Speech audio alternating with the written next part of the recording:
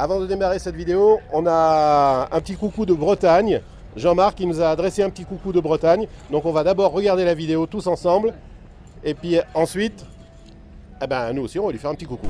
Salut tout le monde, Demat, Philippe, Mandara. Salut Philippe, tu vas bien?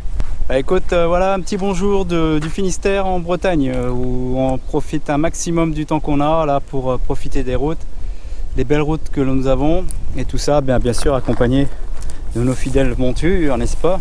Je suis sur le bord de la Berre Benoît, la Berre qui est au milieu, on a la Berre Vrac juste au-dessus et on a la Berre Île-d'Ut juste en dessous. Et tout ce coin-là, c'est la côte ouest, l'extrême ouest de la France. On a des routes magnifiques, on a des petits chemins. On se demande où est-ce qu'on arrive et en fait, voilà, tu vois, ici, là, on a une route, on a un petit rébine, tac, on arrive là. Et il existe des petits coins comme ça de partout ici. Et la Bulette s'y prête très bien pour faire ce genre d'exercice. Petit clin d'œil de Bretagne. Salut, à plus tard, ciao. Voilà. Bon, à bientôt Jean-Marc, peut-être au Vietnam, hein, ok? Bye bye.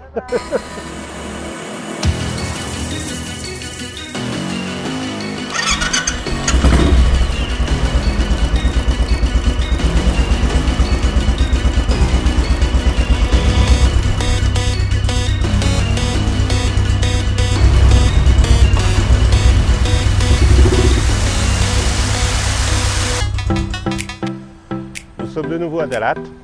Ici, je suis dans le resort Kadasa. Kadasa, c'est des maisons qui ont été construites par les Français, et c'est un peu typiquement français ici, comme vous pouvez le voir derrière moi. Et je vais vous montrer parce que c'est un endroit qui est extrêmement typique. Donc, je vais vous faire des photos, on est tous réunis. Et on va organiser ce week-end, parce qu'on est reparti sur un week-end Dalat, à vous montrer différentes choses sur Dalat parce qu'il y a énormément de choses à voir à Dalat, ça c'est vrai.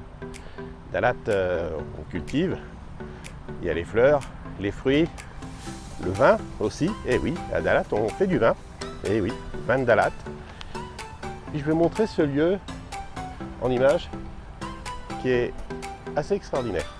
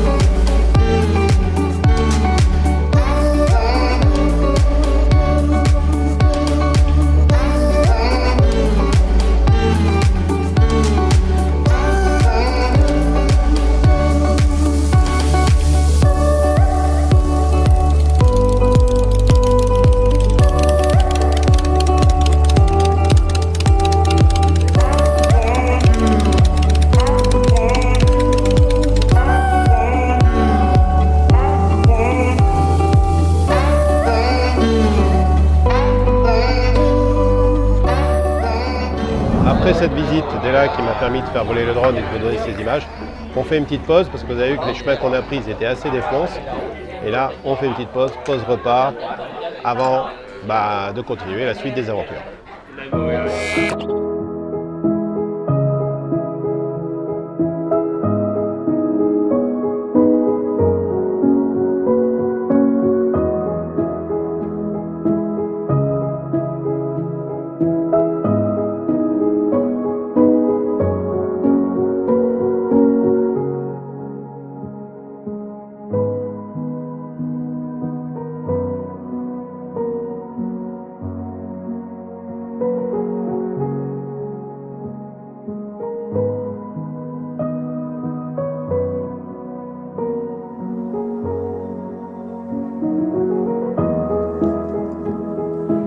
On voulait vous faire découvrir ce lieu qui est le Dalat Palace. Donc vous le voyez bien sûr allumé, mais Covid oblige. On ne peut pas vous montrer l'intérieur. Il y a un salon, on avait prévu d'aller boire un petit whisky ou quelque chose pour vous montrer le salon très british, mais on ne pourra pas le faire puisque à cause du Covid, c'est fermé. Néanmoins, on vous a montré un petit peu de l'extérieur et puis quelques images de l'intérieur. J'espère avoir l'occasion de vous montrer ça parce que c'est vraiment très très joli. Et le parc également est très joli, d'habitude est éclairé de partout, sauf que là, bon, c'est comme ça. On montre autre chose. À défaut de vous montrer le palace, les pâtisseries ici c'est un petit peu spécial.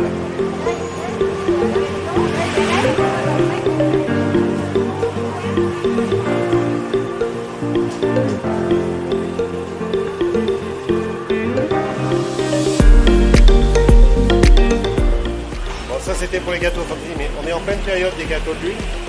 Les gâteaux de l'huile, c'est ça. On va en prendre dans les mains. On va montrer. À l'intérieur, il y a 2 œufs, charmant, c'est marqué dessus. C'est un mélange sucré-salé. Pas mauvais. Il faut être habitué.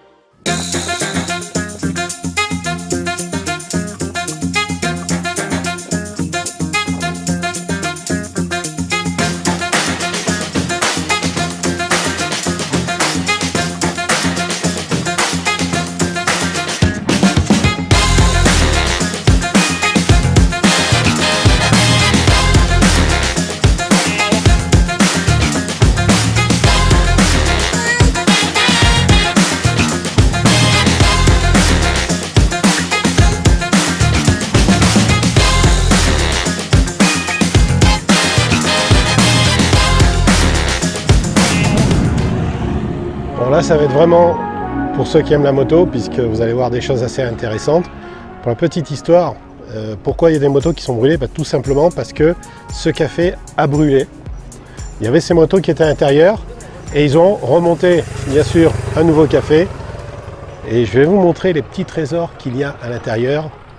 Ceux qui apprécient la moto, vous verrez, il y a des trucs assez fantastiques.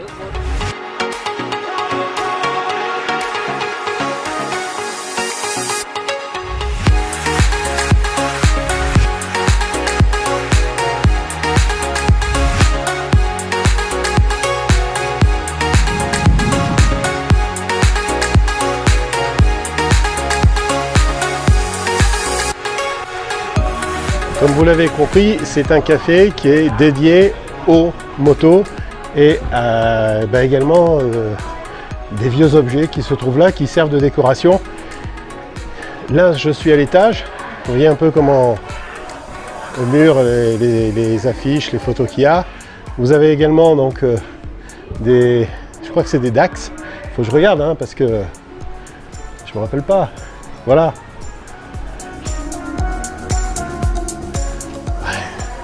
Honnêtement, je me rappelle pas tout. Je sais que c'est des petites motos comme ça. Je crois que c'était des petits Dax Honda. Là, il y a devant moi une Sash. Ça, c'est une Sash. C'est un 50 cm3. Oui, oui, il y a aussi des mobylettes françaises. Je vous signale. Bon, des fois, elles sont redécorées. Alors, ça, c'est quoi? S. Je sais pas. Peut-être Suzuki, à savoir. Franchement, j'ignore.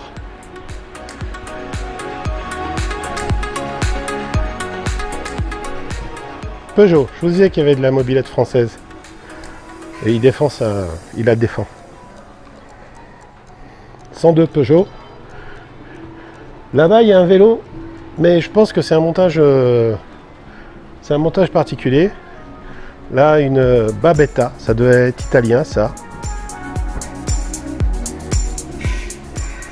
Celui-ci, il y a marqué Honda de partout, mais je pense que c'est un montage qui a été fait à partir d'un vélo et sur lequel ils ont rajouté un moteur. Par contre, c'est bien marqué Honda. Alors, ou peut-être c'est une Honda, hein, à savoir. La sonnette fonctionne.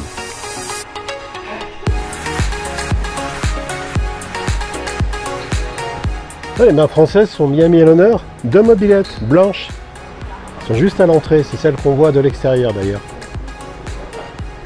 Ça va rappeler des souvenirs à certains.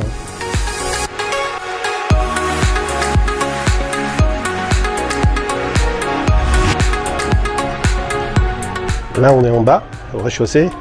Les rez-de-chaussée, c'est les motos les plus grosses. Donc là, les Ural, les fameuses motos russes qui ressemblaient au BMW. J'en ai déjà parlé dans une vidéo. En fin de compte, on retrouvait l'architecture du moteur de la BMW, mais c'était fabriqué en URSS. Et souvent, c'est vrai qu'elles étaient vendues avec le sidecar derrière. Donc il y a deux ici, je vais vous les montrer. Et je vais vous montrer également un modèle de moto très grosse, qui est, on va dire, très rare, parce qu'il ne s'en est pas vendu des masses. Je ne sais pas si elles roulent, mais en tout cas, elles sont d'origine. Bon, si vous voulez les remettre à neuf, il y aurait quand même du boulot dessus. On peut voir qu'au niveau mécanique, c'est russe, voilà, il n'y a rien à dire. Je sais que vous n'êtes pas nombreux à connaître cette moto. Non, c'est pas une Goldwing. C'était effectivement à l'époque, la grande époque de Goldwing. C'est une moto qui est immense. C'est une Kawasaki, c'est la Voyager de 1300 cm3. C'est des modèles qui sont, voilà, qu'on ne peut plus trouver. Ça s'est pas tellement vendu finalement en Europe. Et puis ensuite dans le monde, la preuve c'est Kawasaki a arrêté la production. C'est gros moteur, c'était un gros moteur de 1300 cm3 et je vous laisse admirer le tableau de bord, digne d'un avion. Et là-dessous, c'était un moteur 6 cylindres face à la route de 1300 cm3. Sacrée bestiole. Il n'y a pas que des grosses motos également. Vélo Solex, notre fameux vélo Solex français. Oui, il y en a un ici. Il y a tout ici, il y a des motos françaises, il y a des Russes, il y a beaucoup de choses. Hein. J'espère que la visite de ce café, ça vous a plu. C'est un peu spécial pour les motards, hein, parce que vous avez vu que la décoration, c'est vraiment moto-moto. C'est à Dalat, c'est un café que je connaissais. Comme je l'ai dit, je l'ai connu lorsqu'ils ont construit. Et c'est un endroit, on peut boire des cafés, manger des glaces, en étant totalement tranquille. Voilà.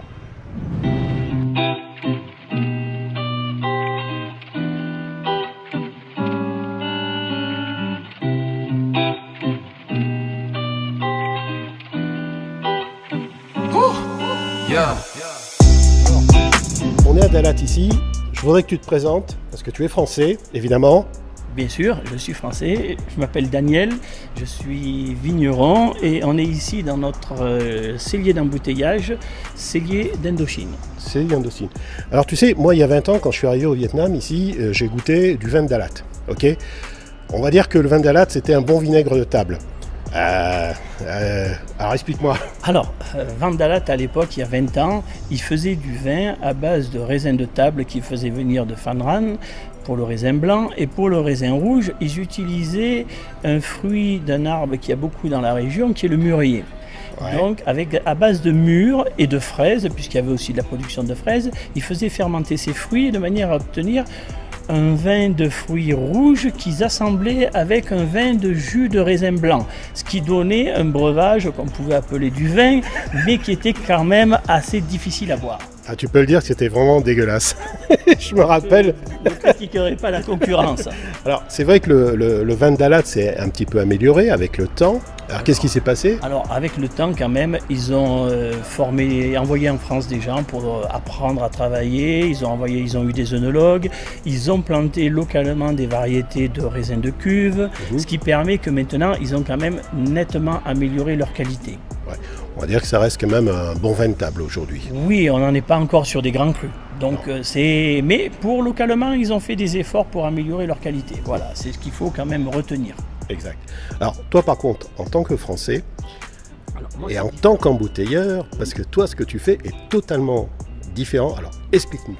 Alors, mon métier ici, c'est l'embouteillage. Donc j'importe des vins en vrac de différents pays, soit d'Amérique du Sud, soit d'Europe, France, Espagne, Italie, et on va les embouteiller ici, c'est-à-dire les mettre en bouteille ou en bag-in-box pour pouvoir après les distribuer soit sur le marché local, soit sur le marché du sud-est asiatique, Thaïlande, Cambodge, Birmanie, voilà. Donc ça c'est notre métier. Nous c'est de faire de l'embouteillage, du conditionnement de vin. Et donc, du coup, est-ce que tu vas mélanger les vins ou bien tu as chaque coup, en amont, tu as des cuves, tu as du vin qui arrive par conteneur et alors, qui est... On a tout un travail. Voilà. Alors, le travail consiste non pas juste à prendre du vin et à le mettre dans une bouteille, ça serait trop facile. Oui. Donc, on a du vin qui arrive par flexi-tank de 24 000 litres. Ce vin-là, on va déjà le corriger en fonction de ce que veulent nos clients, parce que nous, une principale de nos activités est aussi de faire du vin sur mesure pour des clients. C'est-à-dire qu'on va commencer par faire tout le packaging sur mesure, l'étiquette, la forme de la bouteille, le bouchon, de la capsule, mais après on va aussi un petit peu personnaliser le vin, c'est-à-dire que certains clients vont nous dire, nous on veut un vin boisé, d'où l'utilisation de tonneaux qui sont ici. Et c'est vrai que moi j'ai été surpris de voir les tonneaux. C'est de la tonnellerie qui est fabriquée en France. Je ne sais pas si on va le voir à la caméra. Russie, c'est ça? Ouais. Alors ça, c'est le village. C'est Alary, c'est le nom du tonnelier. Vous avez des Alary, vous avez des Sanso, vous avez 3-4 sortes de tonneliers différents, parce que chaque tonneau va donner un boisage différent. Ça donner un goût différent. Un goût différent du boisage parce qu'ils ont été toastés à différents niveaux, ainsi de suite. Donc oui, on va mettre du vin dans les tonneaux et après on va faire un assemblage entre différents tonneaux qui vont donner différents boisages. Ça, c'est pour les clients qui veulent des vins boisés. Après, vous avez des clients qui veulent du sparkling. Donc, c'est du vin effervescent. Donc, nous, on va... Vin pétillant. Vin pétillant, on va fabriquer du vin pétillant parce qu'on ne peut pas l'importer en vrac. Donc, on va le fabriquer ici. Après, on a des gens qui veulent des vins qui soient des fois un peu plus sucrés. Donc ici, la législation n'était pas comme en France. On peut se permettre de rajouter un petit peu de sucre pour faire des vins un peu plus sweet, un peu plus doux, ainsi de suite. Donc nous, on va essayer de faire du vin qui va correspondre à la demande de nos clients. On adapte nos vins et nos packaging à la demande du client. Donc ça, c'est ton métier. C'est pas que de mettre en bouteille, c'est en fin de compte de préparer également des vins. Voilà, c'est la préparation. Les faire vieillir aussi. Et faire vieillir le vin en tonneau et ainsi de suite. Voilà, tout ça c'est notre métier. C'est pas simplement de prendre un entonnoir et de remplir une bouteille. Alors, je le dis à la caméra, la première chose quand il s'est présenté tout à l'heure, je dis bon ben voilà, moi je m'appelle Philippe, je parle français, je parle anglais, Namchan qui est derrière la caméra qui parle anglais, et puis lui il me dit ah ben moi je parle que français. Et oui. C'est suffisant pour mettre du vin en bouteille. C'est suffisant. Ça fait combien d'années maintenant que tu es au Vietnam? 24. 24 ans. 24 ans au Vietnam. 24 ans au Vietnam, oui. Ça marque. Merci de nous avoir reçus. En tout cas, ça a été très sympa. Merci de votre visite. Et également, une chose qui m'a fait découvrir, c'est que il a du vinaigre, du vrai vinaigre. Parce qu'au Vietnam, c'est très dur de trouver du vrai vinaigre. Il m'a fait sentir les cuves, c'est un régal. Ouais, je partirai avec du vinaigre. Je partirai pas avec du vin, mais je partirai avec du vinaigre. Merci à toi. Allez, merci de votre visite. Après la visite de chez Daniel, nous avons repris la route. On s'est arrêté dans un restaurant pour déjeuner. Et si cette vidéo vous plaît, n'oubliez pas de vous abonner. Et ce qui fait que j'ai rien, parce qu'on avait tout préparé pour que je puisse dire un texte, et en fin de compte, j'ai rien pu en placer. Alors, si cette vidéo vous a plu, n'hésitez pas à vous abonner, de mettre un pouce bleu. Et on s'est arrêté pour tout vous dire parce que le ciel est très menaçant, il va pleuvoir, parce qu'on avait prévu peut-être de faire des images, mais non, je crois qu'on va être raisonnable, on va rentrer tranquillement parce que la pluie menace. Ok. En tout cas, j'espère que cette vidéo vous plaît. Et puis on vous dit à bientôt.